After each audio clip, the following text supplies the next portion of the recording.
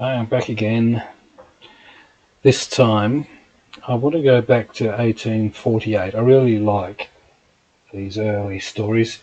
This is the Bell's Life in Sydney and Sporting Reviewer from October 1848, and the section is Police Office Sketches, which I gather is just general reporting of goings on of police business. And I do like these because they're written in a very entertaining way. They're very different to anything you read today, and I find the way they're written very interesting, and you learn a bit about history at the same time.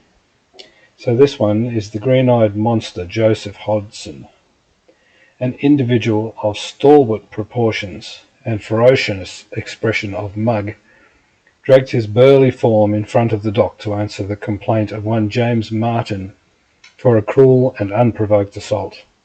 Complainant, whose features wore the generous hue of those of a bilious tub preacher, after reverently raising his optics towards the ceiling of the court, proceeded to narrate the history of his grievances as follows. A Sunday last, my wife says to me, "I's going a walk around the domain with the baby." And she goes with the child in her arms, and I arter her, 'cause she had a down on that 'ere chap there, so I sneaks down, and sure enough I sees 'em arm in arm, and he carryin' of the young 'un, and I follows 'em into the Sir Maurice O'Connell public house, where I catches 'em a drinking a pot of porter together. Quite comfortable. Well, this here cove jumps up, knocks me down and jumps on my carcass. Defendant: Didn't you make a blow at me with a stick and cut my tile in half? Complainant: I was obligated to defend myself after you jumping on me, and I gave you one with a bit of switch as I was a-carrying. Defendant: Hold your tongue, you ruffian. You ought to be ashamed on yourself. Call yourself a husband? You're nothing but a thing, you villain. The bench imposed a fine of £5 or 2 calendar months' residence at Darlinghurst. I think that's quite a lot of money, £5, for just a little set to. And yeah, it's a strange way of looking at something with a wife cheating on the husband. Now, there's an interesting one.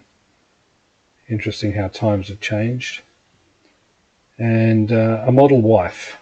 Patrick Heaney, a Benedict, whose married life was stated to have been one of incessant strife and bickering, having excited the indignation of a gallant trap, or policeman, who witnessed the administration by Heaney of a modicum of corporal punishment to his wife, was brought forward to answer the charge of assault. Eliza, the erring and injured spouse, however, declined proceeding against her liege lord, admitting that she richly deserved all that she had got, and that Patrick was far too amiable and virtuous a member for society for her. She doubted not that what she received would conduce to her reformation, and prayed the bench not to interfere in the accomplishment of so desirable an object. Discharged accordingly, amidst irrepressible murmurs of admiration from the hen-pecked Benedicts in the court. That's a very strange way of looking at things. Now, there is one other one here I found amusing. Where was it?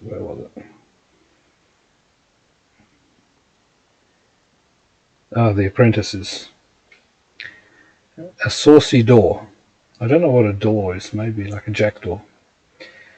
The race of good apprentices seems almost extinct. Not a week passes by but some idle, querulous little individual thinks himself bound to appear at the police office, either to lodge a complaint against his master or to be complained of. It's not to be argued that there are not bad masters in existence, but anyone who knows Mr. Edward Walton, the wheelwright of Brickfield Hill, may take his Bible oath that his apprentices are more likely to be in fault than himself. Master Daw evidently entertained a different opinion, and looked upon his master as a sort of ogre in disguise, whose especial business it was to bite innocent apprentices' heads off. On looking into the difference between the two, It appeared that the whole head and front of Mr. Walton's offending was politely requesting Mr. Daw to turn a wheel or paint one, which he, being bound to the smithin and not to the wheelin, declined to do in very discourteous terms. Mr. Walton, therefore, in order to uphold the dignity of a master, was compelled to introduce him to a little court favour. "I'll begin at the beginning of this here case," said Mr. Walton, "as my old father did afore me. Now this here is a shocking wagabond, and most ungrateful unto the bargain. I've made him a first-rate workman agin his inclination, which is perwerse and obstinate, and he can make any mortal thing from a brad nail up to a haxel, which I calls a tradesman. What's my reward for this here, and putting a living in his hands? Why this," cried Mr. Walton energetically. "He goes without your leave or by your leave to prize fights. He refuses to obey my lawful orders 500 times and upwards, and winds me up his villainy by giving me sarce on every occasion, and a real heart scalding."